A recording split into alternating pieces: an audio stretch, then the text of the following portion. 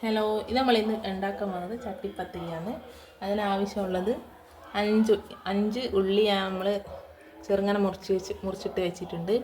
പിന്നെ ഇഞ്ചിയും വെളുത്തുള്ളിയും പേസ്റ്റ്, കുറച്ച് 2 പച്ചമുളക്, എരിവ് ആവശ്യത്തിന് അനുസരിച്ചിട്ട് പച്ചമുളക് ഉപയോഗിക്കാം.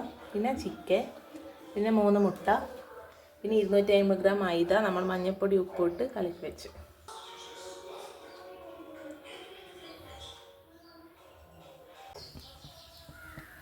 ആദ്യം നമുക്ക് കുറച്ച് വെളിച്ചെണ്ണ ഒഴിക്കാം. 3 സ്പൂണോളം വെളിച്ചെണ്ണ ഒഴിച്ച് അതിലേക്ക് നമുക്കതിന് ഉള്ളി ഇടാം.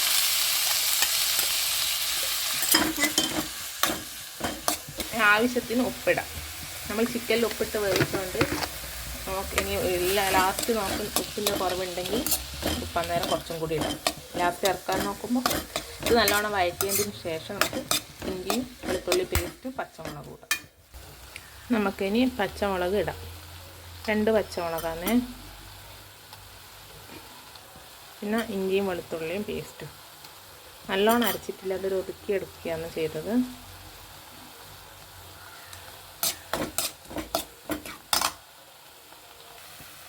കുറച്ച് മഞ്ഞൾപ്പൊടി, കുറച്ച് മുളക് പൊടി. ഇവിടെ അധികം എരിവ് പറ്റൂല, അതുകൊണ്ട് കുറച്ച് മുളക് പൊടി.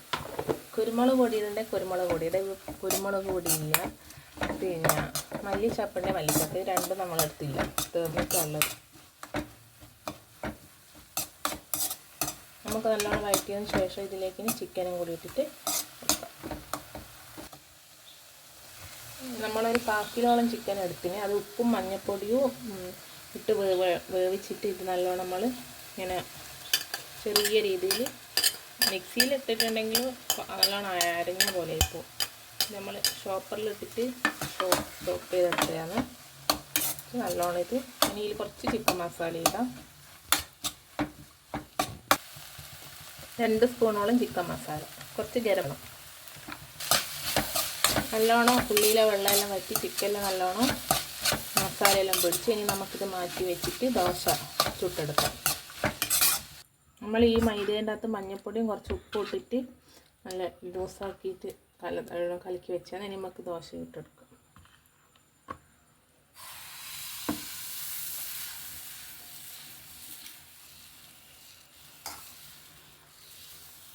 അങ്ങനെ എല്ലാ ദോശയും നമുക്ക് ചുട്ടെടുക്കാം. എത്രയാണ് വേണ്ടതെന്ന് വെച്ചാൽ അത്രയും ചുട്ടിട്ട് കാണാം. നമ്മൾ നേരത്തെ ഒരു ഭാഗം വെച്ച് വേവിച്ച ഒരു ഭാഗമല്ലേ, ഇനി മേൽഭാഗം നമുക്ക് ഇതിൽ വേവിക്കണം. അതിന് ഈ നോൺ സ്റ്റിക്കിലേക്ക് കുറച്ച് നെയ്യ് തൂവി ഇതങ്ങ് നമുക്ക് അതിലേക്ക് മാറ്റിയതിന് ശേഷം കൈ പൊള്ളാതെ മാറ്റാൻ ശ്രമിക്കണം. ഈ ഭാഗം ഒരു 5 മിനിറ്റ് വേവിച്ചതിന് ശേഷം പ്ലേറ്റിലേക്ക് തട്ടി നമുക്കത് കട്ട് ചെയ്തെടുക്കാം. കട്ട് ചെയ്താൽ നമുക്ക് നമ്മൾ വെച്ച അത്രത്തോളമുള്ള ലെയർ കാണാനും പറ്റും. പൊട്ടാതെ തന്നെ നമുക്ക് കട്ട് ചെയ്യാൻ പറ്റിയിട്ടുണ്ട്. ഇഷ്ടപ്പെട്ടെങ്കിൽ ലൈക്ക് ചെയ്യുക, ഷെയർ ചെയ്യുക, സബ്സ്ക്രൈബ് ചെയ്യുക. Thank you.